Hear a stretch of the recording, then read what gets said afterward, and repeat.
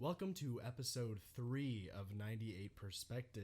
We made it. We did it. We're already on a better track than we were Applause. when we started. I know, it only took a couple, 2 weeks? 2 weeks, Instead I of think. 4 months. Hell, that's getting Just getting this week done was like a feat on its own, but... Oh my god, okay, dude. so like we said last time, I was supposed to try and go to bed at 10:30. Oh no. Yeah, oh no. Yeah, I was gonna like not bring this up and be like, it wasn't gonna be the guy that was like, teacher, what about the homework?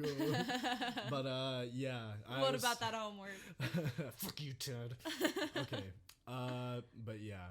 I was supposed to go to bed at 10:30, normally on a normal basis, and I did that like twice, like on accident because I was tired, but I really didn't try that hard. Sadly enough, I noticed though on the days I did go to bed at 10:30, I felt really good the next day though.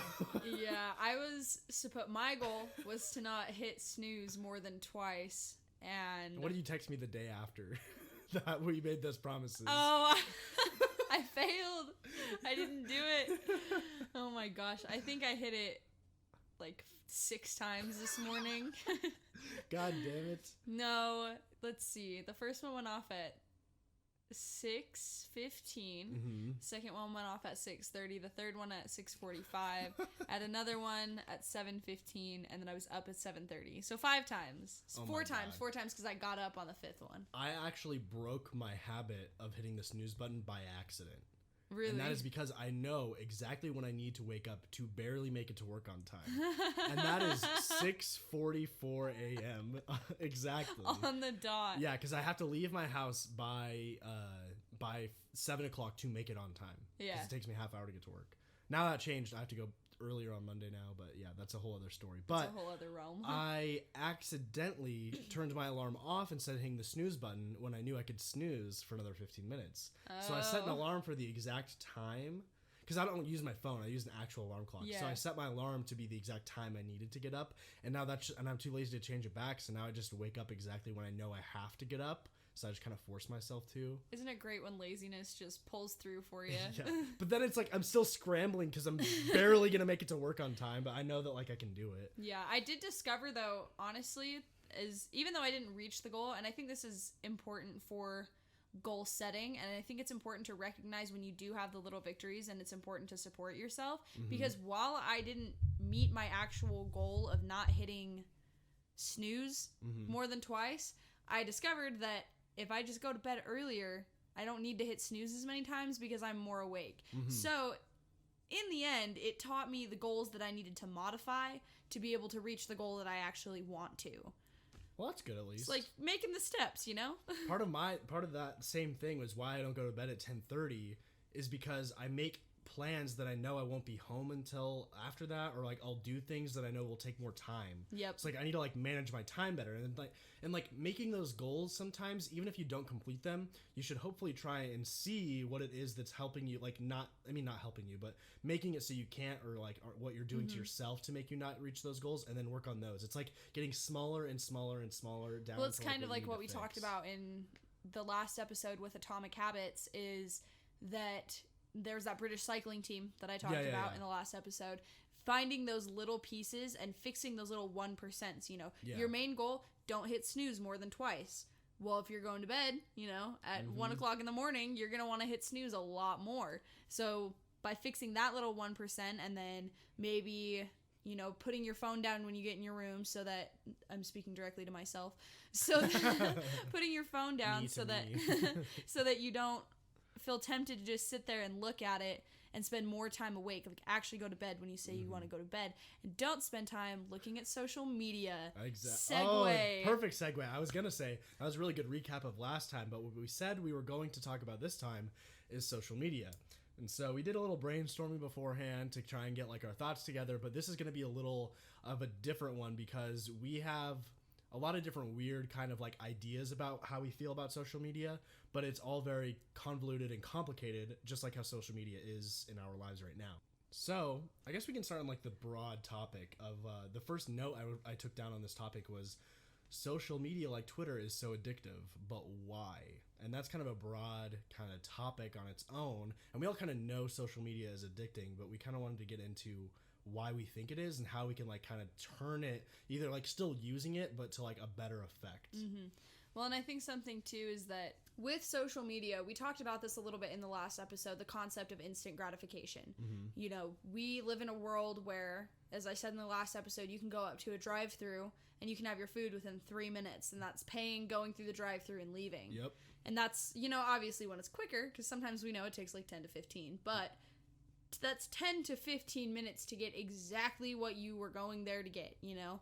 It's not this, I'm going to start going to the gym and not see results for 2 or 3 months. You know, you're starting from ground zero. It's not this instant thing that, you know, you go to the gym once and all of a sudden you're shredded. Yeah. You know, but when you're sitting at home and you're bored or you need a distraction or whatever, you can just hop on social media. You can hop on Twitter, Instagram, Snapchat, Facebook, and you can mindlessly browse for hours upon hours with instant content all the time. It's something to fill your time that you don't have to work for, really, you know? Do you ever think about, like, while you're scrolling, you're like, where does this shit come from half the time? It's like somebody put, like, effort into, like, making it, and sometimes you'll, like, see something you've recognized from, like, YouTube or something else you've seen, but there's just so much stuff on there. Like, all the food videos and all this and that, and, like, there's just so much. You can get lost in there forever. Oh, yeah. Well, and it's all really nice. It's like it is made to draw you in and not let you go. Well, it's made to be enticing. You know, you want to spend your time looking at it. This is something that actually just barely popped into my mind like 30 seconds ago. Not even 30 seconds. It was closer to like maybe 10 now. So when you go into a casino, they don't have clocks anywhere. They don't have windows, and any doors that they have tend to be tinted so that you can't see what time of day it is outside, so that you get sucked in and you're not focusing on what time it is because you don't even know what time it is. True. Have you ever noticed how some social media apps, once you go into them, if you click on a video feed or something, the time disappears? Yeah. You can't see the time at the top of your phone. It's not there. So you can get sucked in for hours and hours and not even know how long it's been. Don't know if that's like a tactic, I think that is I think that's something they definitely have actively thought about too. Yeah. For what? Because I get annoyed that I can't see the time sometimes. Oh, I always have to go out to look at it. I have to slide out of whatever I'm doing, and it creates an inconvenience for me. Yeah. And it's crazy how the slightest inconvenience of it can just draw you to not do it at all. You're like, whatever, I don't even need to know what time it is. It was 2 o'clock, like, I don't know, maybe 20 minutes ago. I don't know. And it's actually been 3 hours. And yeah, you have no idea. The sun is setting. You're confused. It's like when you wake up after like a nap from school or whatever. Honestly. All of a sudden dinner's ready and you're like, what the fuck? I'm in another dimension. How did this happen? But with that too, jumping back into the vein of social media being addictive, I mean, if you think about it too, gambling's addictive. Yeah. And the whole point of a service is for it to be used. So they're going to do whatever they can to keep you using it for as long as possible, because if everybody just all of a sudden stopped using social media, those businesses would burn to the ground. Yeah. They would fail, you know? One thing that like makes you use social media so much more is they actually promote stuff to you that makes you angry. Because you're more often likely to tweet and you're more often likely to leave a comment and post if you feel very strongly about a specific subject. So when you leave a bunch of comments on like an anti-abortion or a pro-abortion post, it notices that you want to do that, and it kind of uses algorithms to detect your feelings on it, and it starts to push that stuff towards you. Especially politics. Facebook is known to do this. Twitter is known to do this in ridiculous amounts. I looked at my mom's feed. I don't get a lot of this stuff because I don't interact with it a lot. My mom's Facebook feed is just constant. Every post is something about Trump. And I'm like, Mom, why do you go? Like, she hates him. She hates him so much, but every single thing. I literally watched her scroll. It was all about Trump. Because she comments. She always shares things. She reacts. has she interacts with it. That's the thing. It's based off of interaction. So if you're sitting there and you're constantly interacting with these posts, that's what you're going to see. That's what's going to be in your feed, you know? And that's totally right. You are so much more likely to say something or make a comment when you feel passionately about things. I don't ever post on Facebook. And I don't comment on things on Facebook. It's so rare. But let me tell you, one of my families comes out saying, oh, well, abortion is murder. And I'm like, yep. Sit up and shut up. Shut up and sit down. You to comment. That's what'll get you to do it. Exactly. And I'll interact with those posts because I have strong feelings on them, you know? And it's also interesting, too, to see the social media is so catered. It is so catered. It gives you the things that you talk about. It gives you the music that you listen to. There's just so many things that pop up that say sponsored. And you're like, I was talking about this an hour and a half Yep. ago. It's- I've never seen an ad for this before in my life, but I was talking about it and now it's here. They're Yep. constantly just pushing like, hey, look. Yep. So the other thing with social media being super addictive is it preys on the fact that human beings instinctually and naturally are driven to be accepted. Mm-hmm. We function, God, why couldn't I come up with that word? We function in a group. We function with a group mentality, you know. We are constantly trying to do things to impress other people, and we hold the view that other people have of us very highly because it influences our self-esteem. Yeah. And so when you post something, when you make a comment on something and it gets a bunch of likes, retweets, reposts, Yep. all this stuff, it fuels those endorphins in your brain and you're like, man, people like me. People think I'm funny. People enjoy the content that I'm posting. And you get that gratification, that instant gratification from people liking and interacting with your content. Those numbers mean something. And like, I've even noticed on Twitter, I have like around 100 followers, which is like nothing in the grand scheme of things, but I will go and check that number every once in a while and I'll get like a little happy, like, oh, 100 people, look, they like want to follow me and see what I say. And they see everything that I do on Twitter. Well, and that's why there's this entire concept of buying followers. Instagram is notorious for buying 100%. I used to do that when I was a kid. It was easy. It's so easy. You didn't have to pay for it back then. One of the other interesting things is you can tell if people buy them. You can tell if people buy them. All you have to do is you see that they have, Now 5,000. It's not that hard. If somebody has 5,000 plus followers and they only get 70 likes on average per photo. On Instagram, you don't see likes anymore. Really? You haven't noticed that? No. You don't know. They took away likes altogether. It says this person, somebody you're following, and several others, thousands of others, or hundreds of others. It doesn't say the exact number anymore. They took it away completely. I still have the number. What? Really? Where? Yeah. 80 likes. Well, I guess. Oh. No, yeah, liked by 80 others. Mine doesn't do that. Do you need to update it? Let me see if I need an update. This is going to be a But whole... yeah, because they rolled that update out forever ago. Because I'll show you mine. Explore some shit. See, mine, that same post and others. Wow. That's whack. Yeah. That is weird. So they toyed with that. So what's crazy is like not even just... I like that though because I think it incentivizes more people to post. So I'll finish that thought. It incentivizes more people to post because I used to not like to use Instagram because I'd see it would be like, oh, your friend and 20 other people liked it. I was like, I mean, like it's not. It doesn't have a reach. Yeah, you know? it's like yeah, 20 people liked it, but I have like 200 followers. Like, oh, I feel stupid. And then like I'll post something later that gets like 70. I'm like, okay, that one can stay. But now it doesn't matter because people can't see it anyway. So anything that I post, people have the same reaction. Well, and with this social media addiction and things like that, it's interesting to look at that and think, now it's all going to become about the number of followers that you have. Mm-hmm. It doesn't matter how many people interact with your posts. It just matters how many followers you have.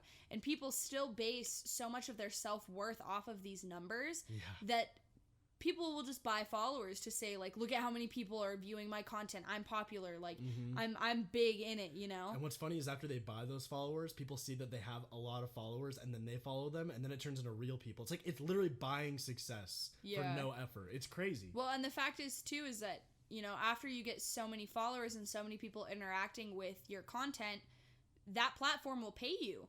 Yep. That platform pays you.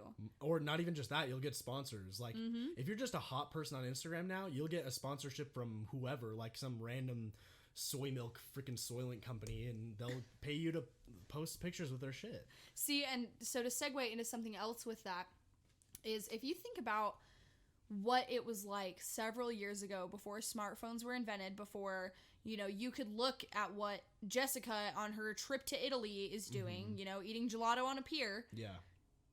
You're looking at that life and you're putting so much envy into it and just, I wish I could have that. I wish I could be that, But back before social media even existed, you didn't know what those people were doing. Yeah. You had no idea. And so now we spend so much time viewing these accounts and viewing these profiles and saying to ourselves, I wish I had that life. I wish that was me. And we're no longer focused on the life that we have right now and the things that we can do to improve where we are right now. We're constantly just reaching for this, for some people could very well be an unattainable goal. Yeah. Anybody can make money. Anybody can, grind and hustle, but the fact is that top 1% that I can tell you right now, most people are probably following. Most people follow I called Kylie Jenner out in the last episode, and I'm calling her out again, man. Man, you're I'm like a devil's advocate for this point, though, too. So. Yeah, that's fair, and I love a devil's advocate. I love to hear the opposing side. Yeah. But people like Kylie Jenner and people like, I don't even know. She's just the first one that comes to mind because she's just like, easy to, it's that pretty Instagram model lifestyle. Lily Pons. She got famous on Vine, and now she's just super hot and has a lot of followers and is like a pretty person making funny videos. And it's like anybody can make funny videos, but then you have to get discovered. There's all these little pieces that go into it that are coincidental and happenstance and like just discovery. Somebody saw a meme and shared it around, and now that person who made that video or that meme is fucking famous. Yeah. But it's just happenstance. It just kind of happened. Living in today's life with social media is very odd, and I think about this a lot, about how I wish my life had more structure, because back when you're in high school and stuff, like there's a structure to your life. You're like doing specific things at a specific time, and everybody's kind of in that structure. And I think after high school, you have to figure out your own structure and stuff. But in life before all this internet stuff, the structure of life was go to high school, go to college, get a job, and there was a structure. Like everybody did the same thing. And the devil's advocate for that point is that in certain communities, all you had to base off of what your success and was your surroundings. Is like what you strive for is what you see in other people around you in your community. So if you're born in Kentucky and you're in the middle of a cornfield and you live in small town Iowa, you know that there's lawyers and you know that there's businessmen, and this is before the internet. But that's not what you base your success off of, because that's not who's around you. It's other people who own farms. Yeah, so you're like, crops. Freaking Jimmy's dad from down the street has a Bentley because he's a farmer, and like he has like 15 acres of land and grows corn. That's like, if that's what you see as success in life, that's what you're going to strive for, even though maybe you'll be better off doing or happier doing something else. You might even have other skills to do something else. So with social media, though, you can kind of, and the internet, you can kind of use it to find what you want and see, because like if you see somebody wearing Supreme, if you see Kylie Jenner doing all this stuff, you have something to base what you want off of it. But it can also, like, that's the devil's advocate part, is like it can be good to like help you motivate yourself or help people see, like in maybe some lower income communities or something, what to strive for. There is more out there. But the people up there are one, they're just kind of like fucking on the people down there, because they're using and abusing people in those lower income situations to stay at the top by asking for donations and asking for all this other kind of stupid stuff. Kylie Jenner selling her makeup even though it's like awful garbage to like, people like us. I don't know, not other college students, poor college people that are trying to be bougie.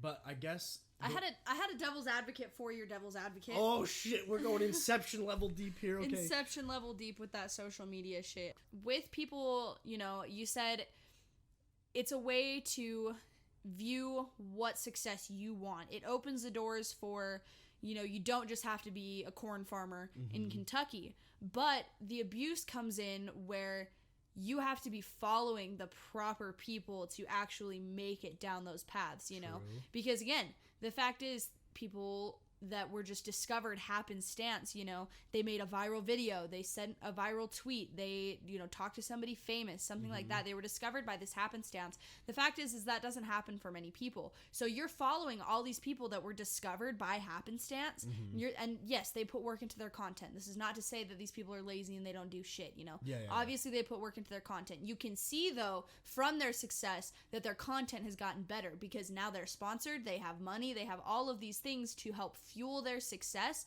because they were discovered by happenstance, because they got shared just a couple more times than everybody else. And those are the people that you're following. And I feel bad to say that it's unrealistic, because obviously calling people's goals unrealistic isn't something that you want to go around doing often, but the fact is that getting discovered by happenstance again is such a limited opportunity. Not everybody is going to get discovered. I'm probably not going to get discovered by happenstance, Yeah. I mean, maybe, hopefully, with this podcast. One would only hope. I shouldn't say that. I'm going to knock on wood real quick. With your devil's advocate, I have another point. Oh, no. It's just that the goals that you are able to visualize in your life come from what you see and what you hear and what you do. So, with social media, if your main goal is to get all those followers just like that other person does, you're looking at it wrong. What you should be doing is seeing what they're doing and how they're doing it and what you can do with what you like to do. So say, I watch YouTubers and stuff, and I don't really know what I want to do with life, and I don't know what's going on, but I watch a YouTuber every night to fall asleep where he just restores items without talking. He'll find some rusty, old, I've seen these. I've seen these, like the guns and the swords and the katanas. And I fall asleep to them because like ASMR kind of, and it's like cool, and they like restore them. But if I thought, wow, I really think restoration stuff is cool, your first thing shouldn't be make a YouTube channel and like try and do exactly what they're doing. What you should do is try and focus on yourself. But like what social media and what I'm saying that like is good about it is that it opens you up to all these different opportunities and things that you might not have seen before. Right. Because I wouldn't have even thought about like restoring things as a job or even a hobby ever unless I saw the YouTube videos about it. And now I kind of wanted to see, like, dip my toes into the water and see if I can restore some stuff. I want to get tools and do that kind of stuff. And I wouldn't have seen that without that. Yeah, and it's definitely a good tool. And again, it just goes with the abuse of it and the use of it as a tool. Yeah. So to segue from necessarily the abuse from it and the bad things about social media, there's a lot of good to be had with social media too. Mm-hmm. You know, you have a new way for icons and role models and all these people that you necessarily probably would have never been able to interact with before, this new platform to interact with success, and this new platform to be able to reach out to the people that inspire you. And granted, you know, who's to say anybody ever messages back, but who's to say that they never will, you know? Yeah. We've talked about Ed Milet before in his podcast in previous episodes, but he has this thing where he tries to interact with as many people as he can. People comment on his posts, and he says he spends hours just going through, responding, messaging, like, you know, and there's people that are successful and, again, that are those idols and those icons that are so good about, you know, fan interaction and things like that, I think it opens a lot of doors for people in a lot of different ways. Yeah.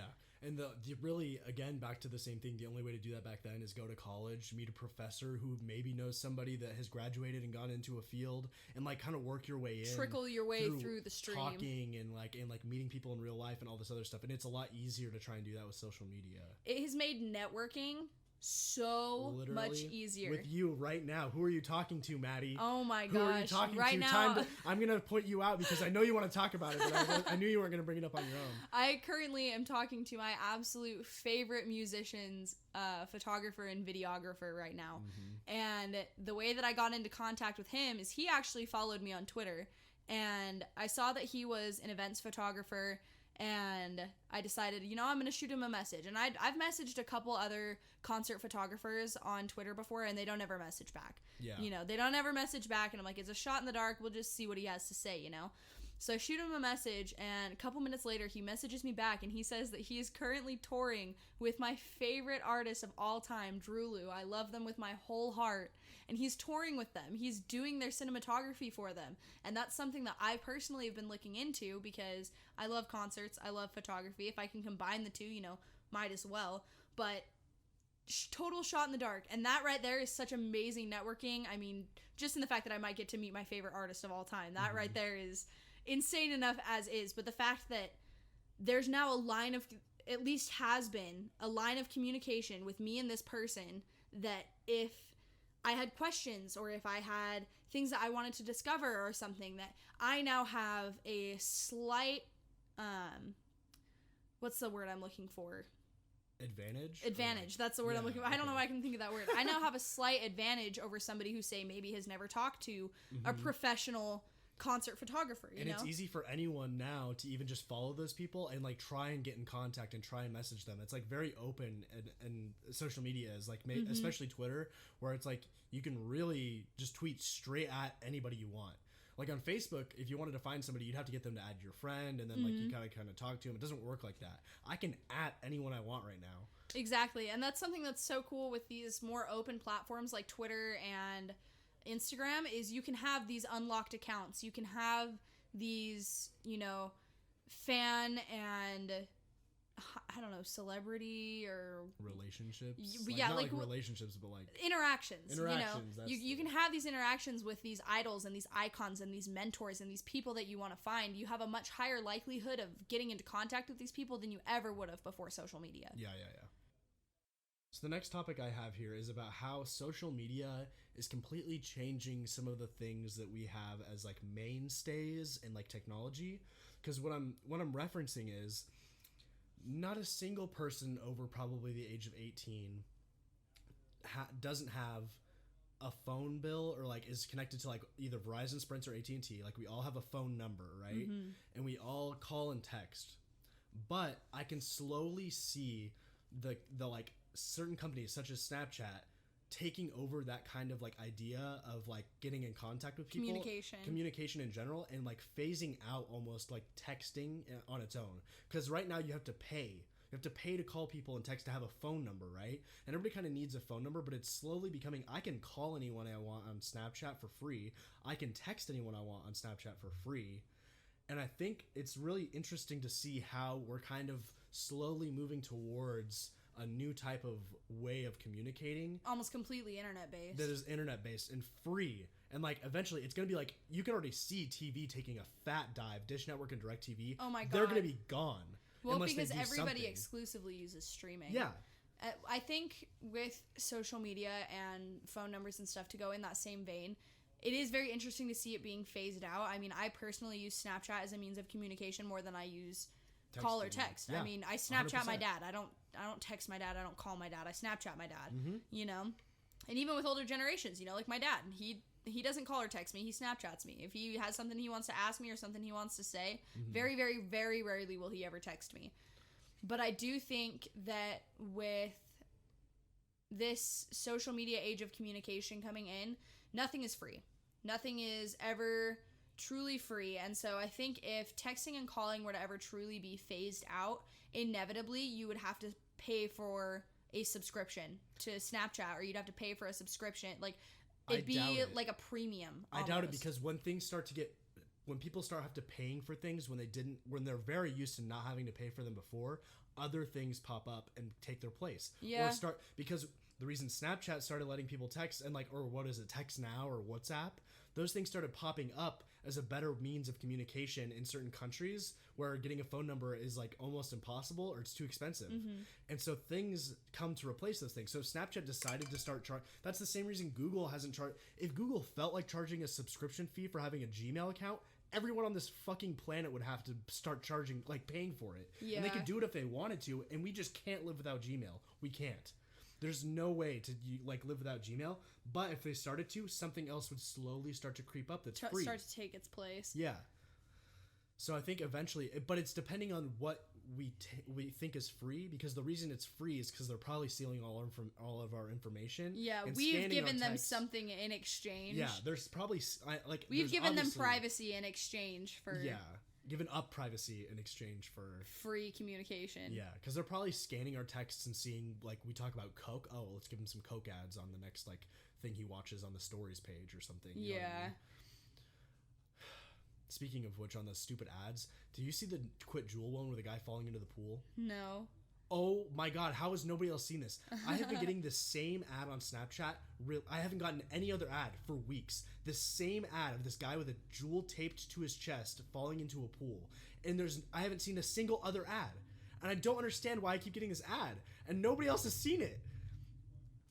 What do you think the next thing will be that charges a subscription service?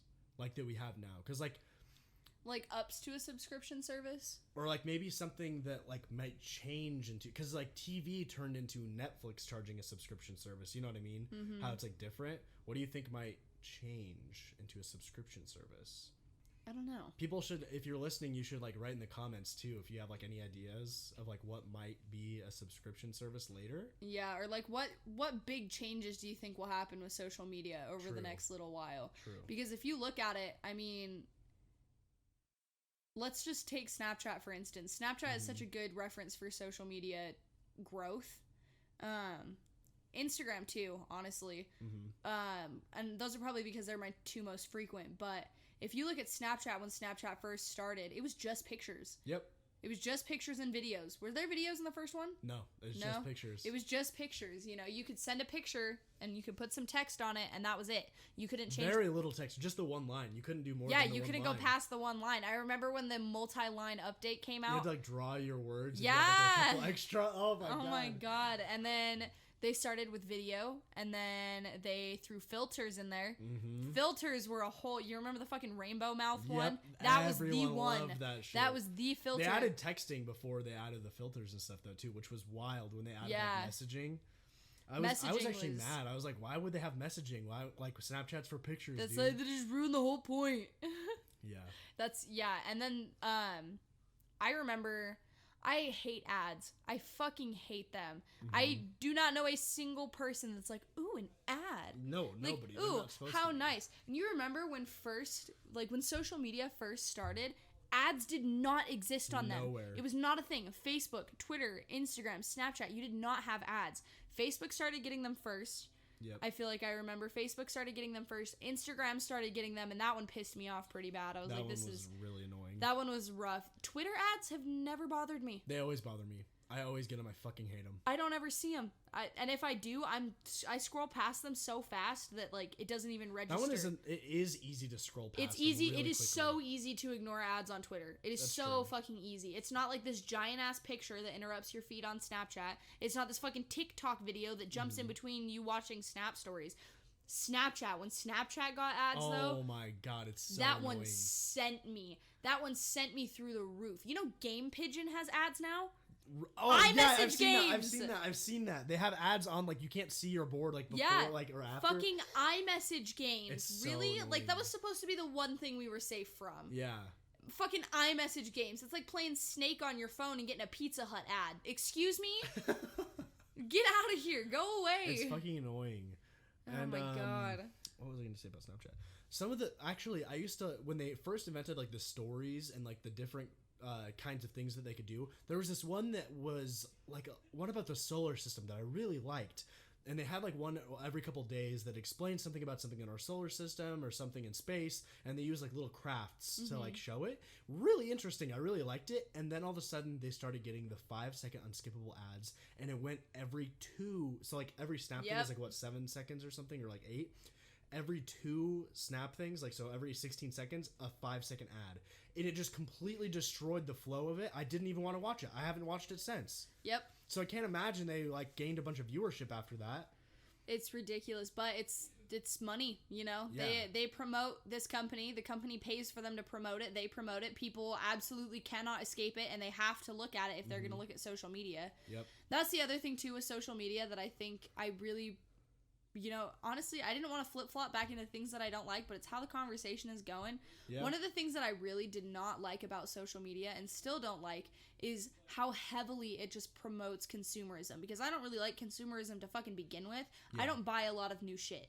Personally, I do not buy a lot of new shit. Me neither. 90% of the clothes that I own are secondhand. They have been owned before me. Yeah. It just promotes this consumerism. I mean, I'll buy pants brand new because it's super hard to find pants secondhand.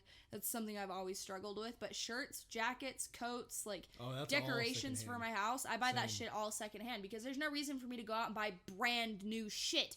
There's no reason. I don't need brand new shit. Same thing with like half the shit in my kitchen. I'll walk my ass to DI before I go buy it new. For real. You That's what I know? do with my pots and pans and shit. Like my bed frame, secondhand. This chair right next to me, secondhand. My dresser, I've had it since I was fucking 12. For real. Like, we're just constantly in this world where you always have to have the newest, the updated, the sleek, the just big new thing, you know? And social media does nothing but promote that. I mean, think about how many goddamn fucking Fabletics ads I have gone past. I've never seen that. Fabletics is a leggings subscription.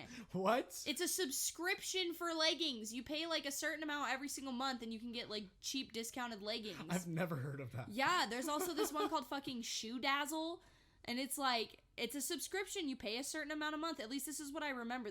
I haven't actually opened the websites in so long, but I've been getting these ads since I was like I only see the subscriptions 19? for like the gamer boxes and stuff where like pay and they send Loot Box, Loot Crate. And, yeah, Loot Crate and Loot stuff. Crate. Those are the only ones I know of. Shout out Loot Crate though. Loot Crate's an OG. Loot Crate is sick as fuck, honestly. Fucking link Loot Crate. But yeah, it's this constant promotion of consumerism. Like, buy the new makeup, buy the new clothes, buy the new shoes, buy the new consoles, buy the new games, it's just all the time, just new, buy. And it's because we live in a capitalist society where the only thing that we fucking value is goddamn money. And it sucks because I feel pretty confident in all the clothes that I wear and all the stuff that I have and stuff. But sometimes you see all that new stuff on social media and you start to get down on yourself like, oh, I can't afford that anyway. And even though you know you don't need it, you feel like, oh, having a Gucci belt would kind of be sick though. Well, because guess what? All the people that have all the followers, right back to promoting and just viewing content where people have, dresses that are $300 and they're wearing $800 shoes and they've got this, $700 purse. Like, you're looking at that saying that person is wearing over $2,000 and I can barely afford to spend $20 on a t-shirt, Yeah. But it's just that $20 on a t-shirt. I don't spend that much even. I won't. I literally I go to H&M and find that $3 deal, bro. The only thing I spend money on, honestly, clothing wise, is merchandise, like artist merchandise. Like, that's it. That's the only thing I will drop over $20 for. That's a little different though, because I like to support them. Exactly, and it's specific. It's not just like, oh, look at this brand. Yeah. Look at this brand that has been. Can we talk about fucking Champion? Can we talk about how Champion was sold at fucking Walmart, and now to get a hoodie with a little Champion logo on the wrist is like $60? Yep. Like, it's just this constant promotion of like, you just need to have this nice new thing because everybody else has it, and it goes back to that pack mentality. It goes back to the fact that people constantly want to impress the group. You want to fit in with the group. You want to, you want to blend in and be cool, and you don't want to be that, the odd one out, you don't want to be the black sheep of the group. And to jump into, just to kind of go with not wanting to be the black sheep, I remember I wanted to talk about that Vsauce video where... Oh, yeah. Yeah, the experiment where, so let's say you have 5 people in a room. One person is part of the experiment and they don't know, and then the other 4 people are actors. You show them all a graph with 4 lines on it, A, B, C, and D. Yeah. Line B is, they're all kind of, aren't they all the same size, and then one is a little bit different? About the same size, and then one of them is like really far off, and then they're asked to see which one's the most far off or something like that. Yeah, and if 3 out of the 5 people say A is the one that's different, we all know that B is the one that's different. It's obvious that B is the one that's different. Yeah. So if everybody in the room, except for the person in the experiment, says that A is the one that's different, the person in the experiment is more likely to say A, even though it is obvious that B is the correct answer. Yep. And it also changes too if the person only has 1 or 2 other people in the room with them. They're more likely to hold their ground and say, no, B is the correct answer. B is the one that's different. But once you get 6, 7, 8, 9 people in there, that person is then pressured by the group mentality. And just so that they don't stand out as the person being wrong, they will say the incorrect answer intentionally just to fit in with the group. Yep. So if that doesn't show that social media preys on our primal instinct to be accepted, I don't know what does. It 100% does. You think about bandwagoning, it's the concept that people always fucking use for things like brands and for things like promotions and stuff. It's, look at how many people are wearing this. Look at how many people have this. Look at all these people have this super nice thing. Like, you need it too. You need to be with the group. You need to be correct with the group. And this is what the group has said is right. Fuck, you're killing me, kid. I'm just thinking about, like, my friend Lucas got me a gold watch, and I love it. I love it so much, and I wear it all the time.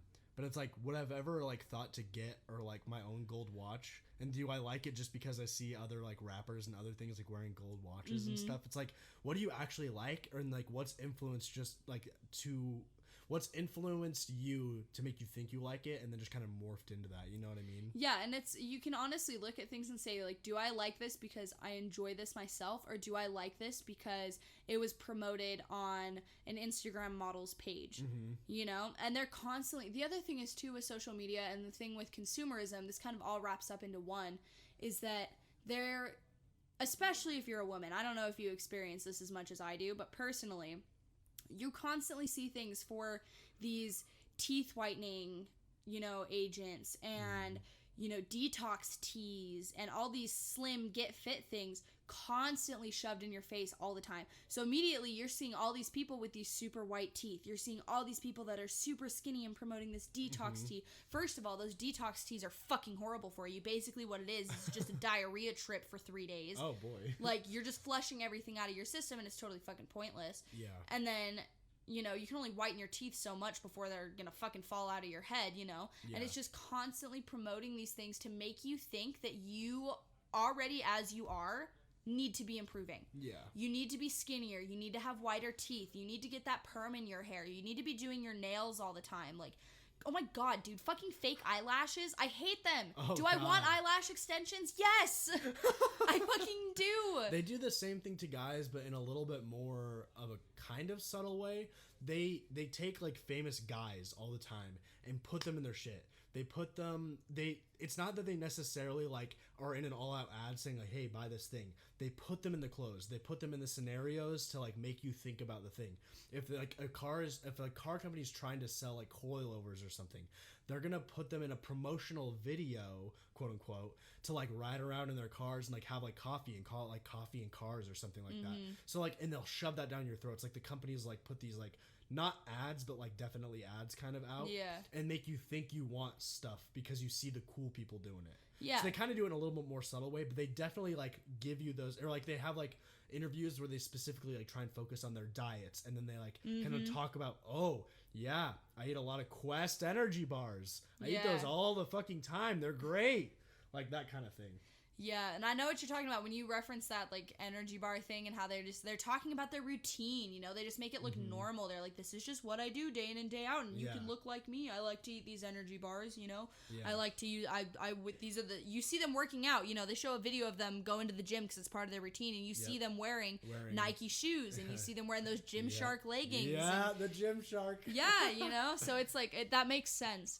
Yeah. And it's just that constant promotion of like, do better. Like you're not good enough. And that's one thing with social media that I feel like the reason that the mental health in the world is at a low is because, again, you're constantly surrounding yourself with this content that is everything you aspire to be, but again, slightly unattainable goal might not be able to, especially when it comes to things like with body image and stuff like that. There are so many different body types in the world. For real. So many different body types. But what type of content do you think that, young boys, young women, young people are consuming are these super fit, like, Marvel superheroes that are fucking shredded. And, Kylie Jenner Instagram models that are just have perfect skin and perfect hair and perfect clothes, And that's not how majority of America was raised, I was raised on hand-me-downs. I was raised on Kraft mac and cheese, pizza, and McDonald's, Hell yeah. I don't fucking look like Kylie Jenner. The triplex of the best foods there are. The only nutrition I need. That's my food pyramid. That's my food pyramid. But, do you have more to say on that? Or? But yeah, it's just this constant feed of, like, these people that media has presented to be the ideal, which we place so much value on how we look and how we appear to other people, and social media just adds fuel to the fire. Yeah. So we've talked a lot about what we don't like about social media and how it's negatively affected us. But rather than talk about all the things we do like and kind of stay on the same thing, I think what we should try and talk about is how in our lives we can kind of shift away from those negative things. One thing that you pointed out is that you can just start to try and unfollow the supermodels, unfollow the people that don't actually contribute anything to real like life and socially and like what you find ideal. Really evaluate what type of what the content you're viewing makes you feel. And it's something you have to do consciously. You get on your phone, you pull open Instagram, and you look at this picture, and if the first thing you think when you look at that picture is, wow, I wish I looked like that, probably just unfollow it. Unfollow it. If it's not a fitness account that is showing you ways to do better, and not just do better to look better, but do better to be healthier and do better to just be a better functioning machine. Your body's a machine and you have to keep it oiled, but to just be a better functioning and working human, if it's just somebody that's skinny and pretty and you don't even know them, what do you have invested in them other than the fact that you want to be like them, and part of you knows you probably won't because you are you and you are not them. why are you following it? Why are you absorbing that content, you know? I'm glad I talked to you about this, because as you were saying that, I realized I don't really follow anyone like that for those reasons, but I do follow a lot and see a lot of things that are inherently negative, because I think in the guys space of the internet, or like the part of the internet that I interact with the most, which is like kind of deeper, more on the like gaming and like computer software and all this stuff side, there is a metric fuck ton of negativity and pessimism towards pretty much every topic that you can imagine. If you are on a forum and you're looking about cars and all the cool things about cars, there's an equally large and alive forum that is just as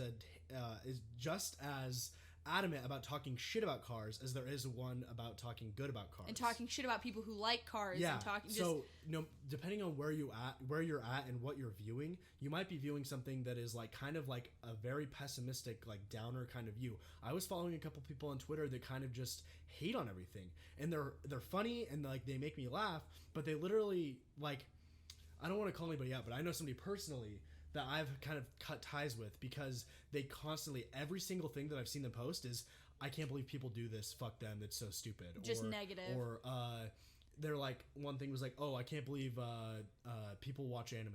Oh god, you're such a piece of shit, like go out and get some sunlight. Like they'd say it in a funny way, so I kind of laughed at it. Yeah. But like you realize after a while, like, wow, they literally don't have anything good to say about anything. Well, and the other thing is too, is if they can make you laugh, I'm sure as hell that there's somebody else out there that's positive that can also make you laugh, you know? It's just choosing to cut ties with certain content, even though it may have been funny in the past, you may have enjoyed it before, but now when you look at it and the first thought that you have is something negative, you have a negative emotion towards it, it makes you angry, it makes you feel bad about yourself, it makes you upset, don't pay attention to it. If it's something that you're genuinely interested in, and obviously there's a negative side to it, you know, that's you have to play Everybody it by ear. Know that there's probably a negative side to anything you like. Yeah, anything you like is gonna have its exact opposite.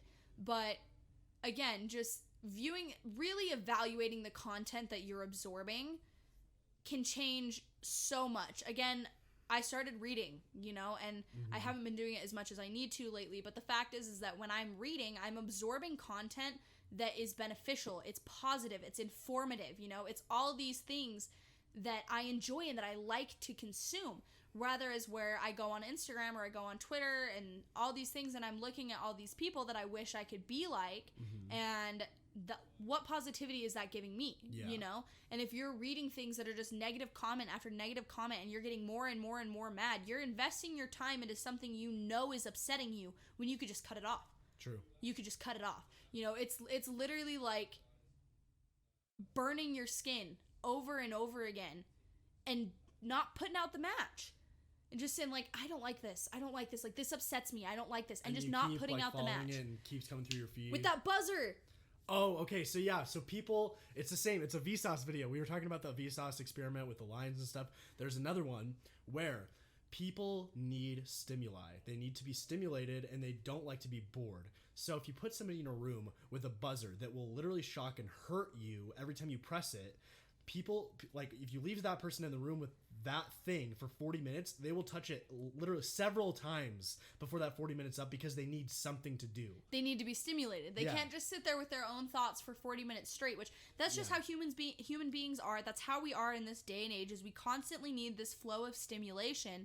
And so social media is so easy to use to stimulate you. It's so easy. It's so accessible. It's literally on your person almost at all times. Punching you in the face, and you'd still take it just because you want to see these people. So to go, I know we're kind of all over the place this episode, but to just jump back to the social media addiction, I had this paragraph here that I really liked.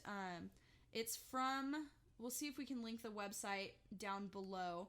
But it just send me the link right now, too. Yeah. So it is from Recovery Worldwide, LLC, Addiction Center. And it's this piece on social media addiction.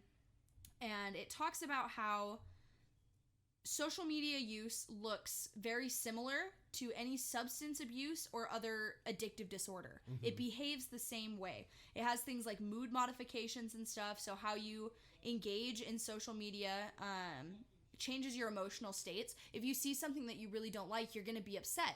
You know, you hear some news that you really don't like and you're angry. You talk about it because you're mad, you know? you can get super sucked into things that just consume you, and they consume what you're thinking about. So obviously that's going to change your emotional state. Yeah. It says behavioral, cognitive, and emotional preoccupation with social media. So just constantly being preoccupied with it, just thinking about it all the time. You know, you think about when you're sitting in an Uber or something, just sitting by yourself. Instead of talking to the driver, what do? You jump out and you get on your phone. Yeah. You're constantly thinking about it. You're in a work meeting, you feel your phone buzz. Immediately, right there, there's the cue, and you're sitting there and you're thinking about it. You're like, I wonder who that was. I want to read that text. Like, what just happened? Is this news? Exactly. Notification noises, they always get me at work. Exactly. And then a tolerance as well. You use it more and more over time as the addiction grows. You use it continuously. And then withdrawal symptoms, if you don't have it, you crave it. You want... Oh, God, it's true real. You know, you think about you go on a camping trip and you don't have service for 4 or 5 days. The first thing you do when you get home and you can sit down and check your phone is you go through every social media platform. You're going through Facebook, Instagram, Twitter, fuck it, LinkedIn. Like, it doesn't matter. Fuck it, LinkedIn. You're going through everything. And like I said, you miss it when it's not there. You crave it. Yeah.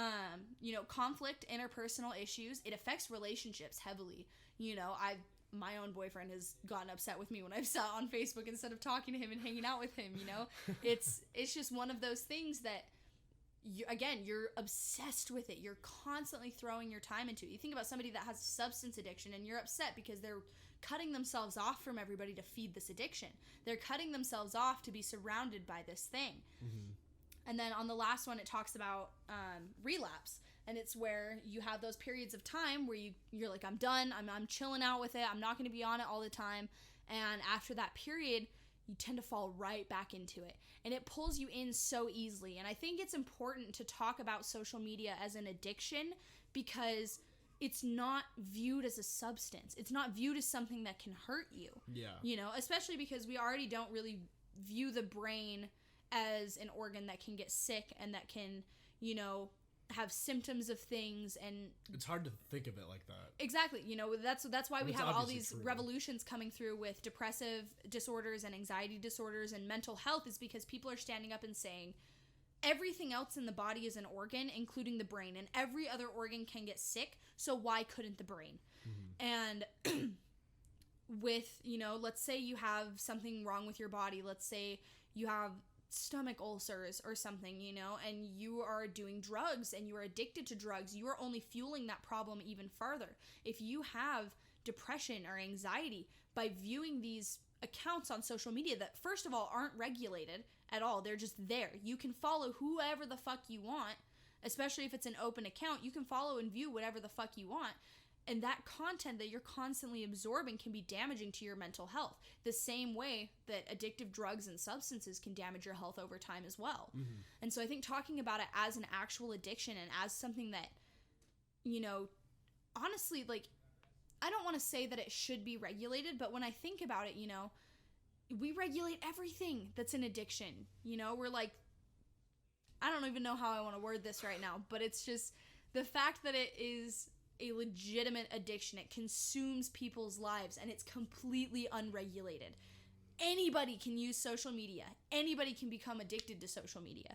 And people don't really talk about that. People don't really talk about their close friend or family member that they know that has an in-depth social media addiction. It's like socially acceptable to be addicted to social media. It is. Exactly. It's something that's okay. Since people can base their careers off of it, because when you're addicted to alcohol, you kind of become a deadbeat and you kind of become an alcoholic, and like bad things happen. When you're addicted to social media, it can turn into like a career. It can be, you can become that verified account. You can have all those followers. You can be getting paid by that platform to do that. But the fact is that in the world of social media, majority of us are consumers rather than producers. Yeah. Most of us are just viewing the content that's being created rather than creating it ourselves. Yep. And at that point, we are just intaking. And again, like you said, it's socially acceptable to be addicted to social media and nobody gives a shit. People might care and be like, man, I wish my friend would talk to me and hang out with me more, but they're always on their phone. They're always checking social media. But is anybody going to do anything about it? Nope. Absolutely not.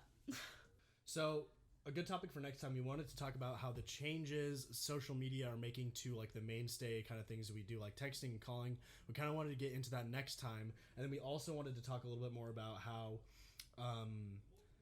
the world that we're in now is very reminiscent of some of the dystopian novels that were made in the 80s and 90s and maybe even 70s, such as like Isaac Asimov's like I, Robot in 1984, all these other things. We're kind of living in that world, and we're just kind of accepting it. We're just letting it happen. Especially with all the surveillance in Hong Kong and how they're like treating their citizens. South Korea, or is it Hong Kong that's doing in China? Crazy surveillance? In China, they're, as far as I know, like the point system. I don't know about the point system, but I do know that even their internet access, what they can view on the internet, is highly, highly regulated. Their information is regulated. They can't view things that the government doesn't want them to view at all. A lot of Europe. You can't just Google something about the government if they don't want you to see it. But it does kind of make you wonder. How much is really regulated in the U.S. that we just don't know about. Maybe. Because the fact is when you look at the government on a large scale, we are so small in comparison, and they've been fucking us in the ass for years. True. So what's to stop them from regulating the information we have access to? That's true. But let's bring that back. That's for next time. Bring it back. And so, but you don't know about the point system? No. So there's the social credit score. I don't remember if it was China or South Korea or somewhere.